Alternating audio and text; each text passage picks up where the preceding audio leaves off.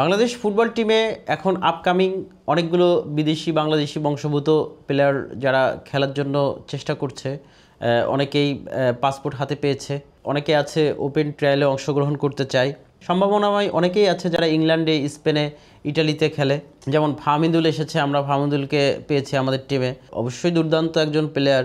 Upcoming হিসাবে বিশ্বক চাকমার মতোই আরও আছেন, ট্রেভর ইসলাম আছেন, উনি ইংল্যান্ডে খেলেন।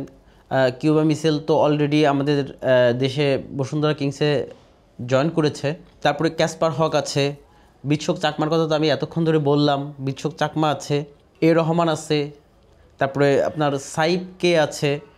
আমরা যদি আমাদের দলের দিকে যদি তাকাই, এই মুহূর্তে আমাদের দুইটা পজিশন, সোহেল এবং রহমত মিয়া যে দুইটা পজিশনে খেলছে, আমরা যদি এখানে ট্রেভর ইসলাম এবং কিউবা মিসেলকে যদি আমরা অন্তর্ভুক্ত করতে পারি, আমাদের দলের স্ট্রেংথ বেড়ে যাবে, আমাদের দলের অনেক ব্যালেন্স টিম হবে বলে আমি মনে করি।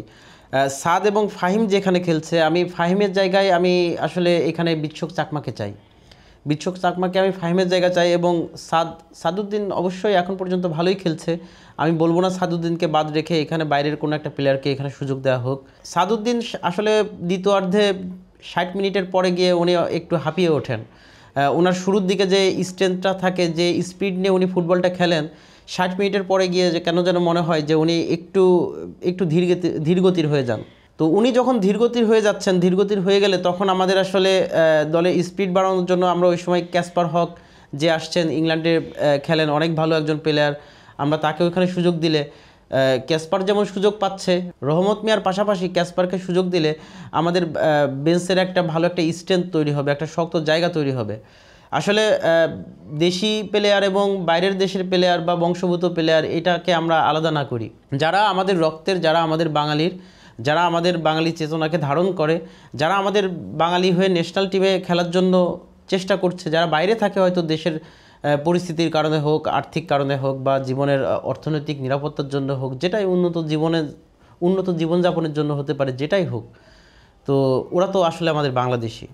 যারা আসলে ক্যাপাসিটি আছে জাতীয় দলকে সার্ভ করার জন্য বা আমাদের বয়সভিত্তিক টিমে যাদেরকে নেওয়া যায়, আমি বলবো যে এইসব প্লেয়ারদেরকে অবশ্যই আমাদের স্কোয়াডে অন্তর্ভুক্ত করা হোক। গত 1 বছর পিছনে ফিরে যাই আমরা যখন গত 1 বছর পিছনে ফিরে যাব দর্শক, তখন আপনারা বাংলাদেশ টিমকে আসলে কোথায় দেখছেন?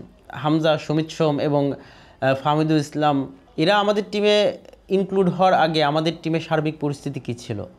আমরা ভুটানের মতো টিম, আমরা নেপালের মতো টিমের কাছ থেকে আমরা জিততে পারতাম না। আমরা এখন ভালো ভালো টিমের সঙ্গে ফাইট করছি, আমরা হংকং, চায়নার সঙ্গে ম্যাচ ড্র করেছি, আমরা ইন্ডিয়াকে হারালাম, আমরা উজবেকিস্তানের সাথে ভালো ভালো ফুটবল খেলেছি। আমাদের ফুটবলের পরিবর্তন করতে হলে আমাদের ফুটবল সংস্কৃতিকে চেঞ্জ করতে হবে। আপনি যখন বাইরের আমাদের বাংলাদেশি বংশোদ্ভূত ফুটবলারদের আমাদের দেশের স্কোয়াডে আপনি অংশগ্রহণ করাবেন, আপনি এদেরকে যখন সুযোগ দেবেন, আমাদের ফুটবলের গভীরতা বাড়বে, আমাদের ফুটবলকে বাণিজ্যিকভাবে এটা লাভবান হবে, আমাদের ফুটবল দর্শকের কাছে অনেক বেশি জনপ্রিয়তা অর্জন করবে, আমাদের ফুটবল দিয়ে আমাদের বাংলাদেশকে মানুষ নতুন করে চিনবে। দর্শক, আমরা বিশ্বক চাকমার কথা বলছিলাম, প্রচণ্ড সম্ভাবনাময়। আমরা অবশ্যই আমাদের চোখ রাখবো বিশ্বক চাকমার উপরে। আগামীতে খেলা হচ্ছে, আপনারাও চোখ রাখবেন বিশ্বক চাকমার উপরে, আগামী দিনের বাংলাদেশের নেক্সট সুপারস্টার।